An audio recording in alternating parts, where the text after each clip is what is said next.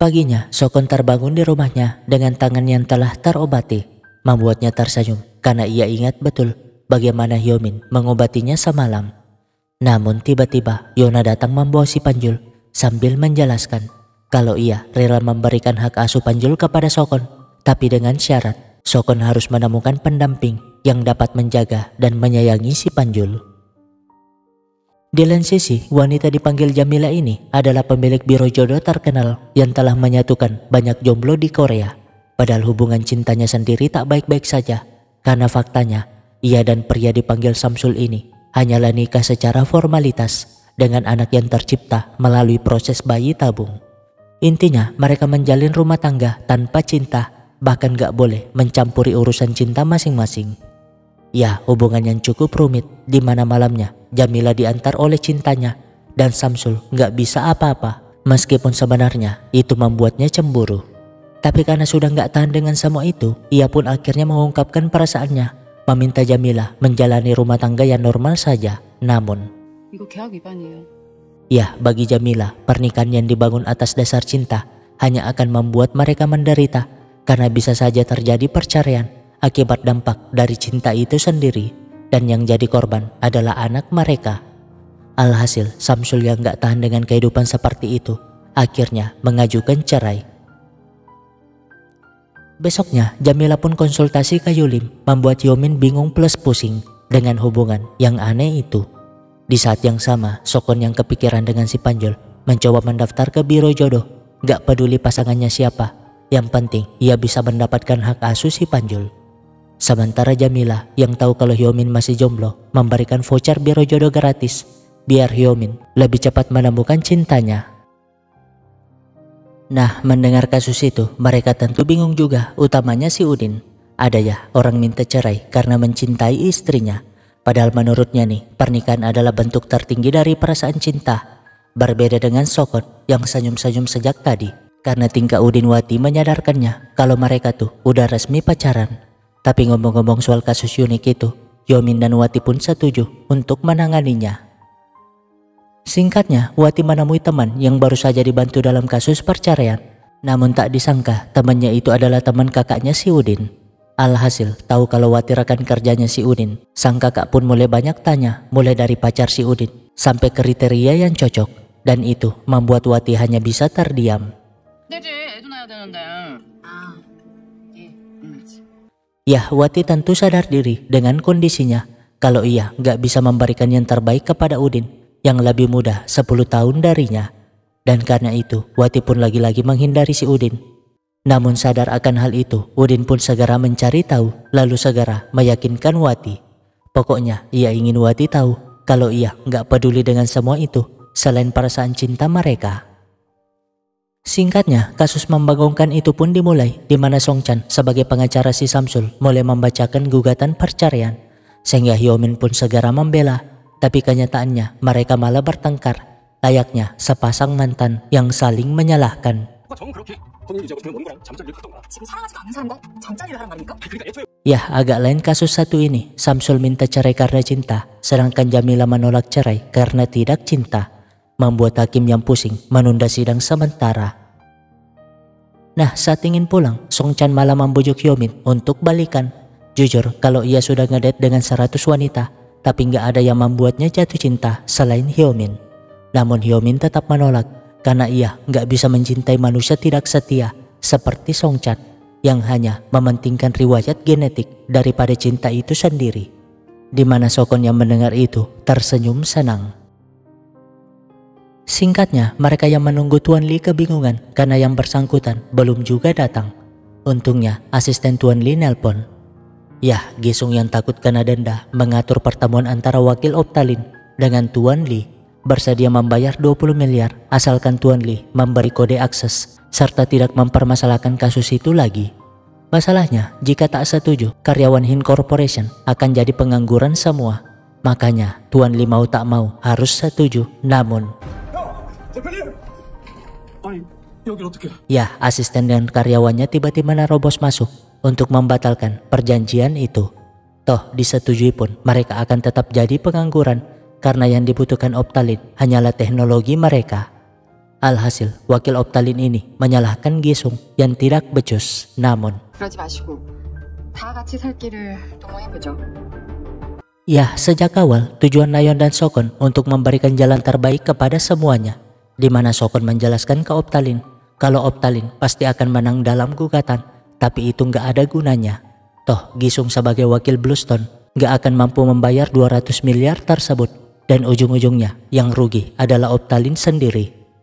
Sementara Nayeon memberi pengertian kepada Gisung agar berada di pihak mereka, karena yang salah sejak awal adalah si Sangchol. Intinya sekarang Gisung harus mengembalikan 120 miliar itu kepada Optalin, sedangkan Tuan Lee mengembalikan 15 miliar kepada Bluestone. Dan untuk masalah teknologi, Optalin sendirilah yang berurusan dengan Tuan Lee tanpa ditengahi oleh Bluestone. Alhasil, karena itu menguntungkan semua pihak, mereka pun setuju. Singkatnya, Hyomin buru-buru ke sebuah restoran karena malam ini adalah jadwal ia bertemu pasangan di biro jodoh. Namun, lah dari sekian banyak makhluk hidup, malah mereka yang ditakdirkan bertemu. Padahal mah ngedate di kantor juga bisa. Masalahnya, Sokon yang merasa mereka nggak cocok karena beda usia 11 tahun, langsung protes ke biro jodoh, meminta membatalkan pertemuan itu. Tapi karena Hyomin kelaparan, Sokon pun terpaksa setuju makan bersama. Awalnya sih ia berusaha biasa saja, tapi lama-kelamaan ia mulai senyum dan tertawa setelah mendengar semua cerita si Hyomin.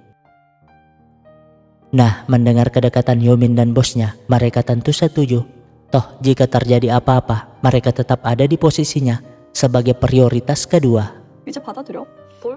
우린 그냥 서로에게 늘 이순이라. Ya, mereka sudah berjanji kalau pasangan adalah prioritas pertama, karena yang pertama itulah yang tidak sempurna.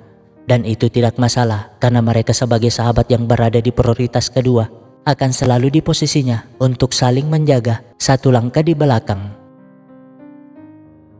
Besoknya, mereka pun menyampaikan masalah itu kepada si Kim sebagai pendiri yang jujur di sana, sehingga Kim pun meminta waktu sebentar. Alhasil, Kim segera menemui Sangchol untuk memastikan masalah tersebut, menjelaskan kalau ia ngerti mengapa saat mendirikan Yulim dulu, Sangchol memberikannya saham yang setara, padahal dia nggak banyak berjasa. 네 지불은 율림을 지키는 마지막 균형추가 될 거야. Ya, Sangchol adalah sosok manusia yang kompleks. Di lain sisi dia adalah orang perfeksionis, ingin Yulim terus berkembang dan menjadi firma nomor 1 di Korea. Tapi sisi lainnya, dia adalah orang yang serakah. Dan ia yang ngerti dengan diri sendiri itu, sengaja memasang Kim di sana sebagai penjaga terakhir. Artinya, ia nggak masalah soal pemecatannya, karena itu juga bagian dari pilihannya. Di saat yang sama, mereka yang baru pulang kebingungan mengapa Hyomin berdiri saja di depan rumah. Segera mengajaknya masuk makan, namun 이모. ya, itu ternyata si Hyunju yang telah mendengar semuanya dari Hyomin. Makanya sekarang ia berani datang untuk memberi hadiah kepada ibunya. Alhasil, sang ibu pun mengajaknya ngobrol pakai bahasa isyarat karena ia sudah lama mempelajari itu.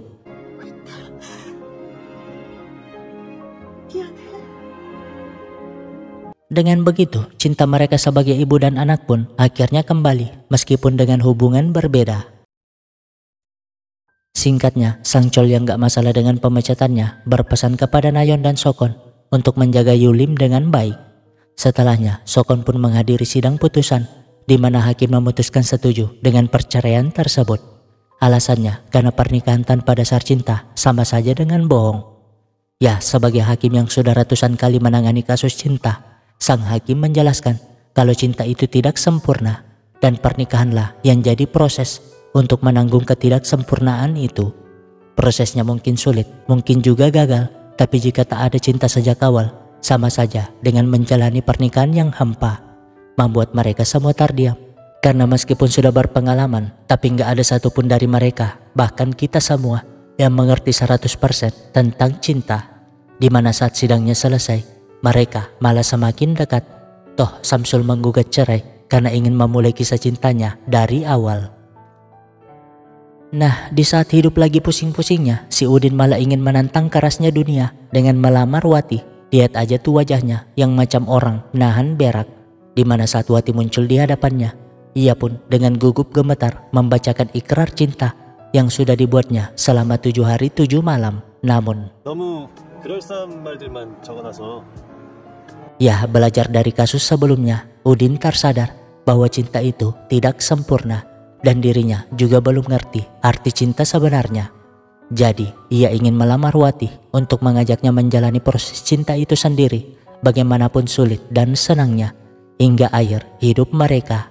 Yang pasti, Wati langsung menerima karena ia juga setuju dengan tawaran tersebut. Begitupun dengan mereka yang meskipun belum resmi, setidaknya mereka sudah berani untuk memulai hari yang baru bersama dan tamat. Ya, dari kasus mereka kita belajar tentang arti cinta yang tidak sempurna dan gak dapat didefinisikan dengan kalimat apapun. Karena cinta itu sendiri adalah sebuah proses yang akan tumbuh bersama dengan jalannya kehidupan, di mana dalam prosesnya kita akan belajar sedih senangnya mencintai pasangan, bagaimana pedih dan bahagianya mencintai orang tua, begitupun sebaliknya saat memiliki dan mencintai anak. Toh dalam cinta yang tidak sempurna, terkadang di sanalah letak keindahannya. 사랑이 정확히 무엇인지. Sekian dari saya dan terima kasih.